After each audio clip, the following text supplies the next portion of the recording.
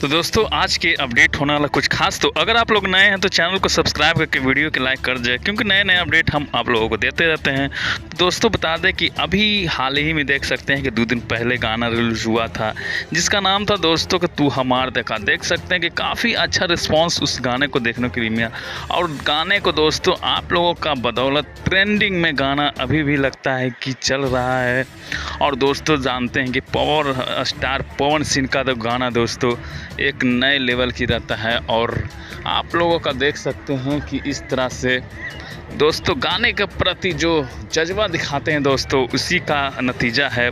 और दोस्तों बता दें कि राइटर, इस गाने का नाम है दोस्तों लाइटर गाना बहुत ही खूबसूरत एंगल म्यूजिक से आप लोगों के बीच बहुत ही जल्द आने वाला है। और दोस्तों बता दें कि इसी कारण से पवन भैया के देख सकते हैं कि बैक टू बैक गाना आप लोगों को बदौलत आता है। तो आप लोगों को क्या राय है कमेंट्स करके ज़रूर बताइएगा। और दोस्तों नए हैं तो चैनल को सब्सक्राइब करके एक बार फिर से वीडियो को लाइक कर दीजिएगा। मिलते हैं नेक्स्ट